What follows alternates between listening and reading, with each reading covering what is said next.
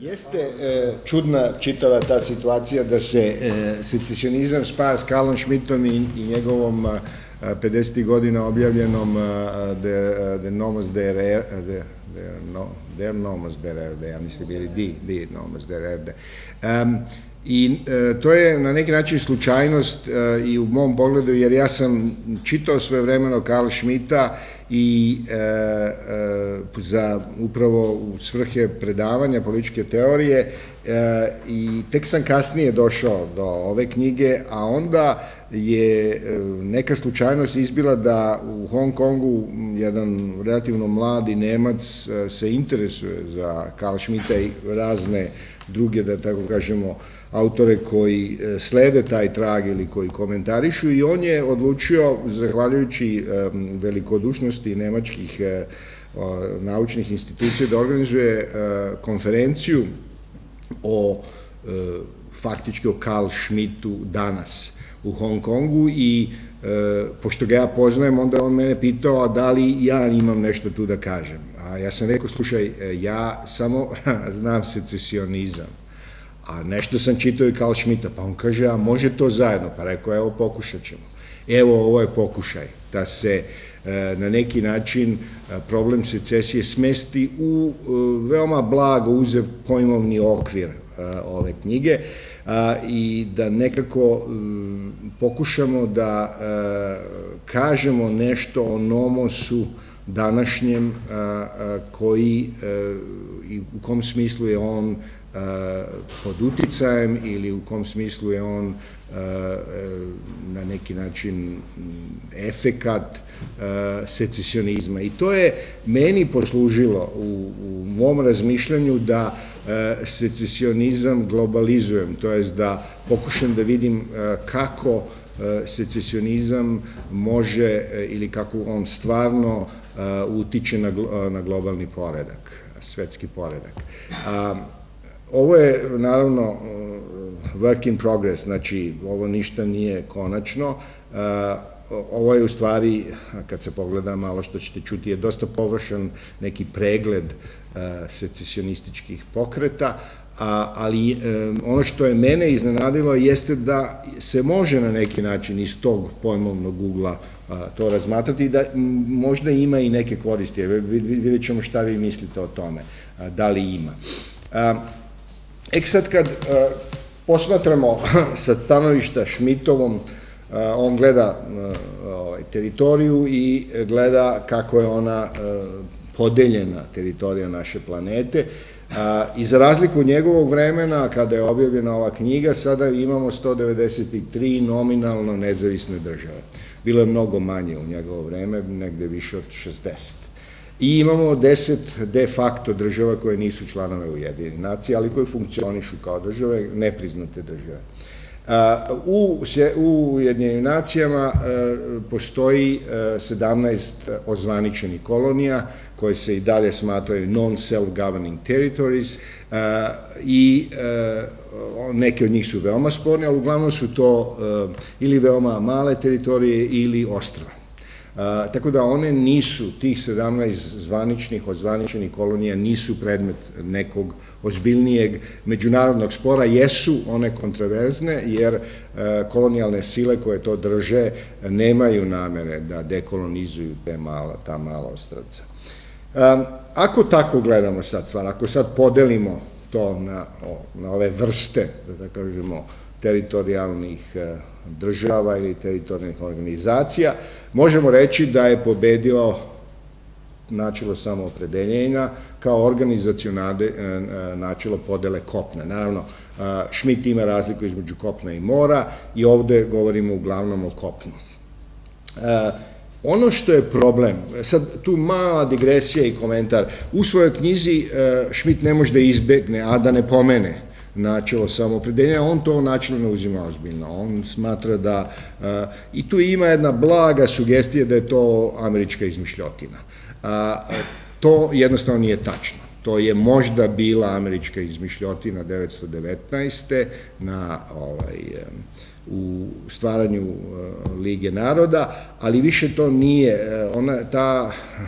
ta izmišljotina ili to načelo je preuzeto od, da tako kažemo, kolonijalnih naroda i oslobođenih naroda i stvoreno kao pravo, kao deo međunarodnog prava.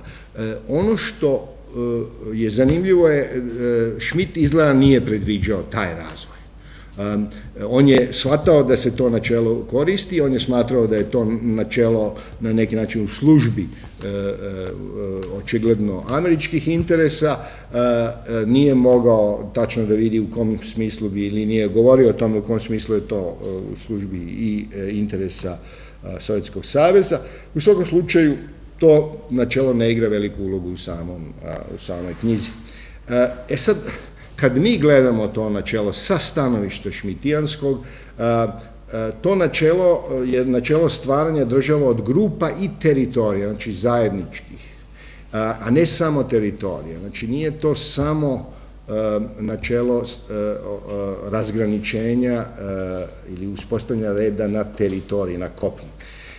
Ono što je sa Schmittovog stanovišta možda da kažemo nezgodno ili nešto što stvara nestabilnost, jeste da se to načelo može koristiti za kontinuiranu reorganizaciju kopna.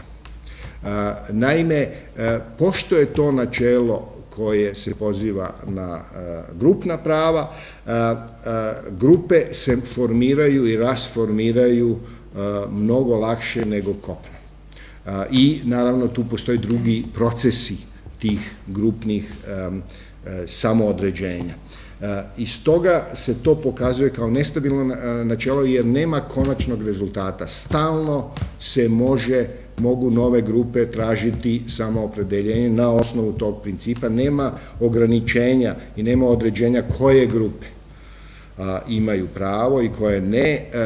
To je naravno dosta jasno u okvirima Ujedinjenih nacija, ali to načelo je izašlo iz okvira Ujedinjenih nacija i nekog međunarodnog prava u okviru Ujedinjenih nacija, tako da je to kao ladinova lampa, neki duh je izašao i on, jeli sad možemo da kažemo, kruži svetom.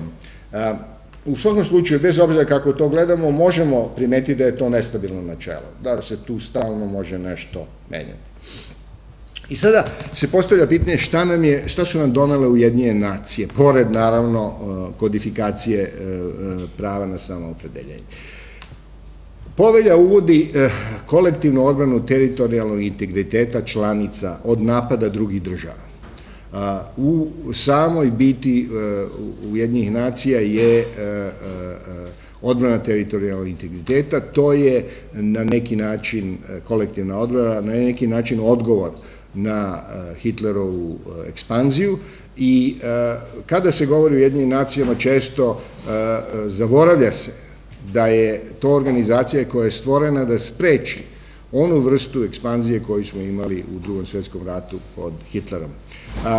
I ona treba da garantuje državama, članicama Ujedinjenih nacija da ne mogu da nestanu, da ne mogu biti progutane od strane drugih država. To je prilično koristan klub, pogotovo za zemlje koje ne mogu same da se brane, a većina zemalja u stvari i ne može sama da se brane. Tako da, kao kolektivna, bez obzira da li je to efikasno ili ne, ali kao organizacija za kolektivnu odbranu to je prilično korisno.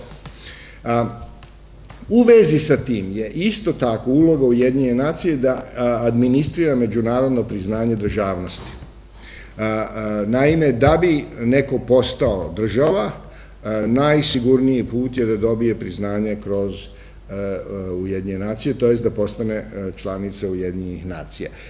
Međutim, kada se gleda procedura, vidi se da je ta prerogativa priznanja leži na 5 stalnih članova Saveta bezbednosti, jer Savet bezbednosti odlučuje o prijavi, koja onda ide na Generalnu skupštinu. Tako da jedan ili više članica može da uloži na veto i može da spreči međunarodno priznanje. I to je isto na neki način posledica Drugog svjetskog rata i tako da nećemo o tome mnogo govoriti jer nam nije cilj da analiziramo domen Ujedinjenih nacija. Ono što mi možemo da kažemo jeste da, ma kako gledali tu administraciju međunarodnog priznanja i ma kako gledali tu odbranu teritorijalnog integriteta od strane Ujedinjenih nacija, ono što možemo da primetimo jeste da Ujedinjene nacije, organizacija Ujedinjenih nacija ne garantuje teritorijalni integritet od strane unutrašnjih izazivača, samo od strane drugih država. I to je, znači, mali prozor za separatizam i secesionizam. I to su ti unutrašnji ugroživači. Vi vidite, ja prevodim sa engleskog, ugroživač, našao sam na Google da je prevod za challenge-a. I meni se sviđa to nije u stvari challenge, to je nešto drugo na engleskom, ali ovo ugroživač koje je potpuno grozna jedna reč i moguće i da ne postoji, moguće je da je Google to izmislio, mi se sviđa jer jeste, separatizam ugrožava teritorijalni integritet članica. Sada, kad gledamo svet kroz Schmittov pojmovni aparat, u Schmittovom pojmovnom aparatu države se takmiče za proširenje teritorije i za političku kontrolu drugih država. Znači, to jeste na neki način anarhičan sistem, donekle anarhičan sistem, međutim, taj anarhičan sistem ima red, nomos, on pokušava da nađe koji je to nomos, koji država, ali u svakom slučaju taj nomos postoji paralelno sa činjenicom da se države takmiče i da imaju teritorijalne pretenzije na druge države i da imaju, naravno, pogotovo pretenzije za političku kontrolu drugih država, da je to, da tako kažemo, normalno stanje u svetu država. Sad, kad sada posmatramo, mi vidimo neke anomalije u tom sistemu koje Schmitt nije mogao ni da predvidi, niti je predvideo. A to je da prvo, kad gledamo države članice Evropske unije, oni nemaju teritorijalnih potraživanja na druge članove Evropske unije. Niti same te države posebno teže stvaranju posebnih sfera kontrola. Evropska unija svakako traži da kroz razne svoje politike teži kontrolisanju svog susedstva, da tako kažemo, posebno svog susedstva, ali to je Evropska unija, znači koristi se jedna međunarodna organizacija u te svrhe, ali same države izbegavaju tu vrstu takmičenja među sobom i to je isto tako posljedica Drugog svjetskog rata i razvoja Evropske unije. Ono što je zanimljivo je da mnoge srednje i manje države u svetu uopšte prestaju da se takmiče među sobom u pogledu teritorije. Teritorija gubi onaj značaj koji je imala, pogotovo koji je imala pre Drugog svjetskog rata, a nešto i posle Drugog svjetskog rata. Bar za manje i srednje države, to naravno ne znači da ne postoje ratovi i ne postoje takmičenja, imate dan danas, naravno, Srednji istok je pun takvih takmičenja, ali kad krenemo dalje od Srednjeg istoka, pogotovo kad krenemo dalje od Azije, možda i Afrike, to takmičenje je veoma ograničeno na nekolicinu država.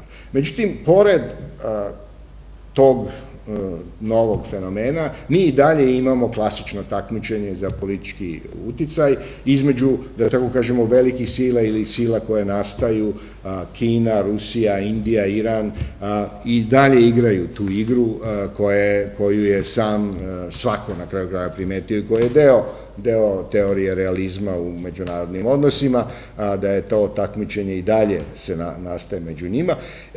Ono što je tu zanimljivo, prestiž, znači jedan ideološki razlog izgleda da, meni bar izgleda da je tu centralan, da države danas ne gledaju da osvoje teritorije oko sebe ili negde drugde, već teže političkoj kontroli kao izrazu prestiža. I kada o tome govorimo, onda ćemo svakako primetiti, to je neminovno, da je sad Sjedinjene Američke Države glavni igrač u toj igri, u tom takmičenju. I da Sjedinjene Američke Države po svojoj politici prvo ne priznaju da se oni takmiče, i ne priznaju da se ni druge države takmiče. Ta vrsta licemerstva, da tako kažemo, je primećena. Nomos de Rerde je knjiga koja izričito ukazuje na tu vrstu licemerstva, da jedna ogromna sila radi nešto, a ne priznaje da to radi. To možda nije toliko velika novost. Ono što je možda karakteristika današnjeg sveta za razliku od ondašnjeg u ono vreme i za razliku od hladnog rata, jeste da većina država članica Ujedinjenih nacija nisu u opasnosti od drugih država. To ne znači naravno da neke jesu ili nisu, već da je samo se radi o većini. I naravno, većina država nemaju sposobnosti da brane svoju teritoriju od masovnog napada. To je slučaj i sa Evropom. I to je nešto što je možda karakteristika i ranijih perioda, ali u ranijim periodama su države usled postojanja takve opasnosti težile da stvore sposobnost odbrane. Ta težnja je umanjena u današnje vreme i pored toga što se jako mnogo ulaže u vojsku i u odbranu, i dalje je činjenica da kad gledamo sposobnost država, pogotovo kad gledamo sposobnost država u Evropi, kad gledamo sposobnost država u oba dva kontinenta Amerike, oni nemaju sposobnosti da se brane i ne osjećaju da je to neki ozbiljni problem. Sad kad smo tako dali neku sliku, sad možemo da možda krenemo i da vidimo šta se dešava sa separatizmom. Teritorijalni integritet je u stvari na neki način izložen ugrožavanju iznutra, mnogo više nego spolja. I to je isto neka od činjenica koji se ogromna većina teoretičara međunarodnih ili istraživača međunarodnih odnosa dan danas slaže. Razni teoretičari to gledaju na razne načine. Ono što je činjenica i što moramo da prihvatimo jeste da to nije nešto što je sam Schmidt primetio i nije ni mogao, ja mislim, to da primeti u to vreme i da to nije neki od važnih problema sa njegovog stanovišta, ali je činjenica današnjica. Ja sam nešto pravio te brojke, nema neke metodologije ili stručnjaka koji će izvršiti neko sistematsko brojanje država, ali po mom nekom brojanju, oko 40 država članica Ujedinjenih nacija nisu u potpunosti sposobne da kontrolišu svoju teritoriju. I na tim teritorijama i dalje operiše na neki način samoopredeljenje, to jest postoje grupe koje teže samoopredeljenju i ugrožavaju teritorijalni integritet. Naravno, stepen ugrožavanja je veoma različit. I naravno to zavisi od vojnih sposobnosti, često od vojnih sposobnosti same države. I postoji različite vrste separatizma, to jest možemo ih razlikovati. Ja to činim, iako to nije na neki način metodološki prihvaćeno, da li postoji pretnja oružanom silom od strane separatista ili ne. I ako krenemo u Evropi, mi vidimo da separatizam postoji u nekolicini zemalja Evropske unije i da tu nema pretnje oružane silom. I tu su Španija, Belgija, Škotska, ako hoćete nešto što je sasvim očigledno, ako hoćete možete dodati onda i delove severne Italije, Korziku i tako dalje, ali to su po mom mišljenju nešto sumnjiviji slučajevi. U svakom slučaju sve zavisi kako shvatamo taj separatizam. U svakom slučaju u Evropi postoji, nema pretnja oružanom silom. Zašto nema pretnja oružanom silom? Možemo o tome razgovarati. Jedan od razloga je da su te države prilično jake i da svaka pretnja oružanim silom se pokazuje, kao na primjer u slučaju Španije i Baskijskog pokreta, kao potpuno neefikasne, kao oružje za separatizam. I naravno u Meksiku isto tako postoji separatizam koji nije praćan pretnjom oružanom silom. Međutim, kad malo se pomerimo izvan Evrope, ali Meksiko je daleko, ali u svakom slučaju kad se počnemo kretati ka periferiji Evropske unije, onda vidimo da postoji pretnja oružanom silom u separatizmu ili od strane države, same ili od strane separatista i to je nešto što je karakteristika ovog područja nestabilnog u Bosni i Hercegovini i Kosovu. Postoji, ako ništa drugo, implicitna pretnja oružanom silom. I zatim možemo da govorimo o oružanom separatizmu, možemo naravno da krenemo sa Ukrajinom, Gruziji, Pakistan, Irak, Turska, Majnamar, Mali, Sudan, Somalija, Kongo, Kina, šta god još želite. Tu sad možemo da ređamo. Znači, uglavnom je to stvar oružanog separatizma. Kad sam počeo te brojanje, ustanovio sam da ako govorimo o separatizmu, više od polovine država Azije su izložene separatizmu, znači razni nivoji ugrožavanja teritorijalnog integriteta, a nešto manje od polovine afričkih zemalja je ugroženo od separatista i sasvim je moguće da će u jednom trenutku biti većina ugrožena od strane. Sad, kad govorimo o ugrožavanju, moramo da budemo pažljivi, jer to ugrožavanje ima razne oblike. U nekom slučaju je to, da tako kažemo, ozbiljno, znači separatisti uspevaju da dođu do izvesne kontrole teritorije, a u nekim slučajevima, kao što je separatizam u Indiji, ne dolazi do formiranja kontrole od strane separatista, nego se država, da bi suzbila to ugrožavanje, mora da koristi, masovno mora da koristi oružanu silu i mora da u stvari okupira svoju sopstvenu teritoriju da bi sprečila separatizam. I to jeste ugrožavanje, samo što ne radi se o kontroli od strane separatista.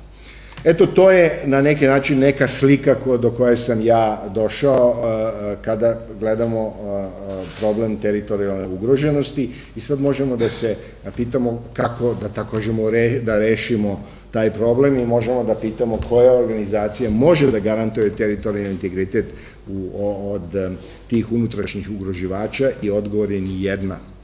Ne postoji organizacija koja to može da čini i koja to čini. Nijedna velika sila ne garantuje teritorijalni integritet drugih. I kada gledamo Sjedinjene Američke Države i naravno NATO, oni sporadično i nedosledno se bore protiv nekih secesionista ili se javno ograđuju i osuđuju separatizam. To je nedosledno, znamo, zbog toga što je u slučaju Kosova i ranije u slučaju drugih republika federalne Jugoslavije su oni, Sjedinjene Američke Države, pomagale secesionizam. Naravno, sve pod nekim drugim nazivom, ali nije važan naziv. Važno je da je tu bilo pomoći secesionistima. Tako da tu ne postoji doslednost i ono što je važno, i pored toga što sa našeg stanovišta često ovdašnjeg se nama čini to kao jedna dosledna politika, kao jedna stalna politika, kontinuirana politika, kada posmatramo secesionizam u svetu, možemo da vidimo da je i suzbijanje secesionizma od strane Sjedinjenih Američkih Država i podrška secesionizmu jako sporadična. I nema, ja nisam mogao da nađem nikakav, bilo normativan, bilo na neki način realan princip, realistički princip u čitavoj toj politici prema separatizmu. Nisam mogao da nađem da tu sad postoji neka politika o secesionizmu. Većina država nema politiku o secesionizmu, nego prema okolnostima šta im odgovara. Jedine dve države za koje sam mogao da kažem da postoji dosledna politika protiv secesionizma su Narodna Republika Kina i Kraljevina Španija. One su, kada se gleda jedan duži period posleratni, sistematski istupale protiv secesionizma. Iz razloga koji je, naravno, unutrašnjih razloga koji su sasvim razumljivi. Kad gledamo Rusiju, i tu vidimo selektivnost. Ona selektivno interveniše u svom regionu u prilog secesionista. Naravno, ona isto tako reaguje protiv secesionizma u slučaju Rusije. I u tom smislu Rusija, da tako kažemo, pruža veću pomoć ugroženim manjinama u susednim državama, nego druge države. Znači, u tom smislu ima neke principijelnosti, ali mi se čini da je to, da tako kažemo, princip strategijskog obezbeđivanja granica Rusije i da tu ako postoji neko načelo, to jeste obezbeđivanje granice, znači jedno, da tako kažemo, staromodno shvatanje, ako možemo to tako da nazovemo, staromodno shvatanje bezbednosti granica, gde se gleda da na tim granicama ne postoje moguće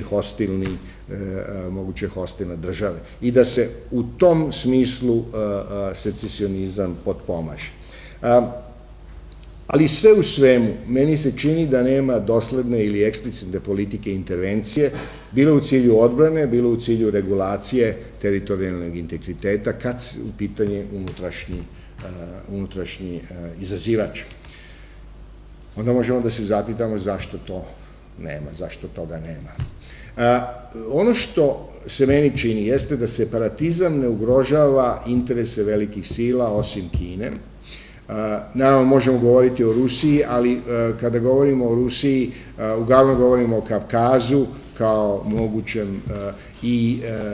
mogućem ugrožavanju. Međutim, meni se čini da Kavkaz, makoliko to bilo nestabilno područje i na neki način separatističko područje, da to u stvari je nešto što se, da to kažem, može regulisati vojnom silom, kao što to Indija čini u svojim granicama i da na taj način, taj kavkaski, dokle god je naravno Rusija vojno sposobna, da je to jedan stalni problem, kontinuirani problem ruske države od samog početka osvajanja Kavkaza, ali da se taj problem rešava kako politički, tako vojno.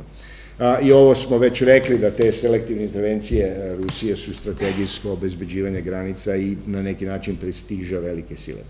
Ono što je važno jeste, meni se tako čini, sad to jeste kontraverzno tvrđenje i tu sam spreman da menjam mišljenje, ja sam spreman da menjam mišljenje jer nisam niti šmitijanac, niti nešto drugo, tako da je ovo su prosto neki utisci u razmatranju svetske situacije u pogledu secesionizma.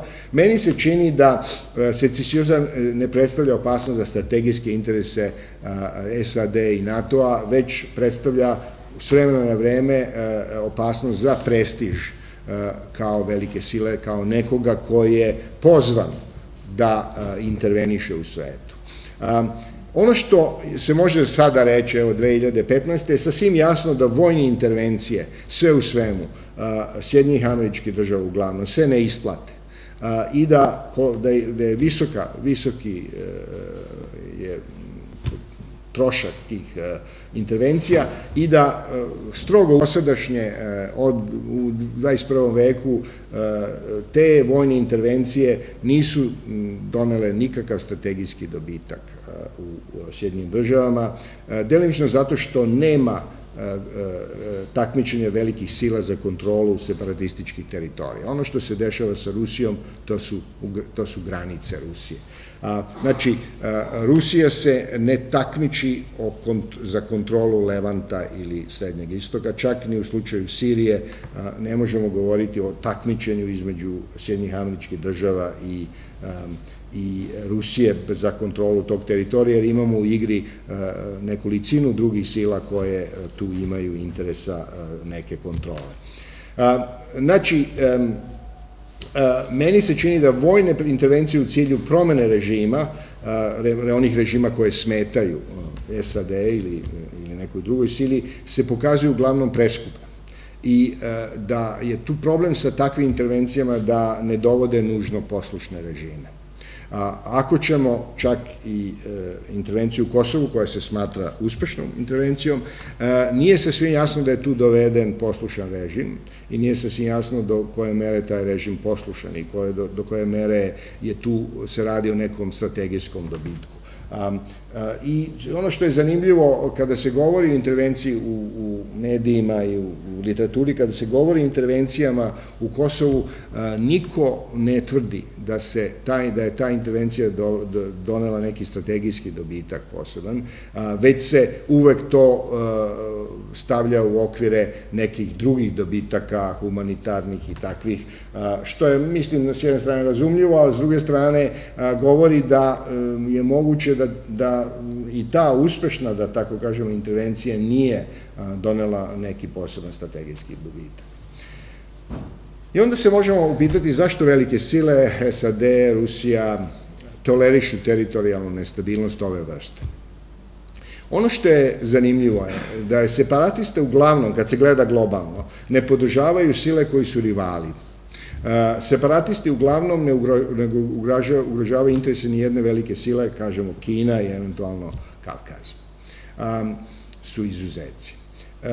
I ono što je na neki način možda najvažnije u čitavoj ovoj priči o separatizmu, izgleda mi da teritorijalna stabilnost ne dovodi u pitanje, bar za sada, funkcionisanje globalne kapitalističke ekonomije privrede.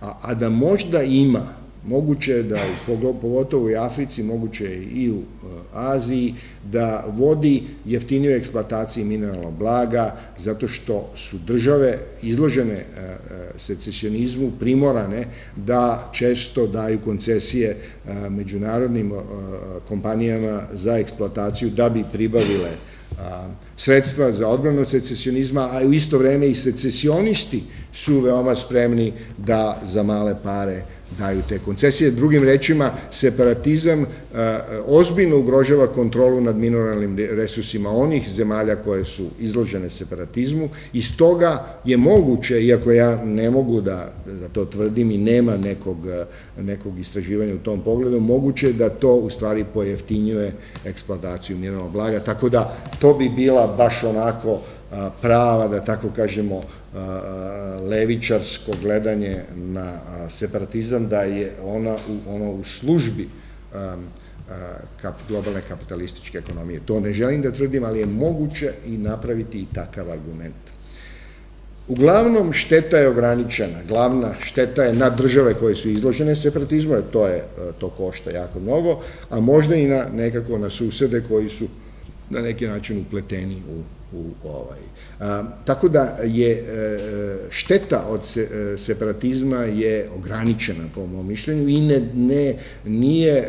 velike sile nemaju, ne snose glavni deo te štete, stoga one i ne intervenišu i nemaju tu posebnu. I taj ugao globalne ekonomije je nešto što se javlja u Schmidtovoj knjizi i on to i kaže, istina, on nema elaboraciju te priče, ali on to i kaže, da je jedan od razloga za uspostavljanje nekog reda, nekog nomasa, jeste i omogućavanje globalne ekonomske neke integracije i ako tako posmatra, onda možemo kažemo da separatizam ozbiljno ne ugrožava taj proces. Sada da vidimo, rekli smo, ja mislim, sve ovo, ja mislim da sam se ja vratio, ja sam se vratio, vidite kako sam se ja vratio tome. Kako bi red bio moguć, to ja mislim da je poslednji slajd, tako da ću vas jeste, tako da ću vas tu napustiti u ovom trenutku neke spekulacije, nekog razmišljanja o tome kako bi moglo biti uspostavljen neki red ovde. Ono što je važno kad gledamo raspored teritorijalno stabilnih i nestabilnih država, možemo reći da su Evropa i obe Amerike relativno stabilne, a da su Azija i Afrika nestabilne. I tu naravno imamo i u obzir i Levant koji spada na neki način, ja pretpostavljam, u Aziju, delimično Afriku. Kad gledamo to sa stanovišta ko garantuje red, to znači ko garantuje stabilnost, mi možemo reći da Sjedinjene Američke Države garantuju red u Americi i južnoj i severnoj donekle, a da preko NATO-a on funkcioniše tako i u Evropi. Moguće je da u Evropi se radi o tome i da same države najviše doprinose tom redu, ne toliko Evropska unija, nego same države koje su se odrekle takmičenja i odrekle su se na neki način upotrebe oružane sile u suzbijanju separatizma, omogućili su separatistima da se bore za svoju stvar mirnim putem, bar donekle, i na taj način su taj aspekt nestabilnosti uklonili. Ono što bi bilo zanimljivo je razmatrati da li u stvari ta metodologija garancije reda je nešto što i Rusija pokušava da postigne u svom ograničenom regionu. Da li se u tom smislu mogu naći paralele između Rusije i Sjedinjenih Američkih Država. Svakako, ako je tako, Sjedinjene Američke Države, to nije u interesu Sjedinjenih Američkih Država da Rusija postane na neki način regionalni garant, iako ima, naravno, teoretičara, realista koji kažu, pa što da ne, dajte im, neka oni budu tu glavni, ali to za sada uopšte nije rešeno pitanje. Uopšte i pitanje nije rešeno da li je to u stvari model na kojim bi Rusija želela da se uspostavi red u regionu njenom i naravno moramo da kažemo da za sada tu postoji protivljenje Sjedinjenih Američkih Država takvom rasporedu. Ono što možemo kažemo za Kinu i Indiju, to su dve sile koje sada izrastaju i tu ima jako mnogo u međunarodnim odnosima špekulacije, da tako kažemo, u pogledu uloge Kine i Indije, buduće uloge i sadašnje uloge. Tu možemo da vidimo da se one uglavnom bave svojim separatizmom na svojoj teritoriji i da ono što možemo isto da primatimo je da rivalne države, okolne države Indije, prvenstveno Pakistan i Šrilanka i Majnamar, da te države separatizam znatno slabi, tako da Indija nema nikakvog za sada interesa da uvodi neki red među secesionistima u okolnim državama.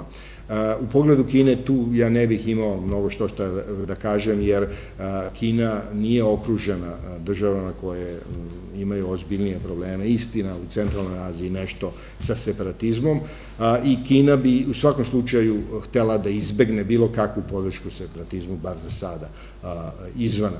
Tako da ne vidimo, za sada, ne vidimo neku posebnu ulogu Kine i Indije u kontroli separatizma u svojim okvirima.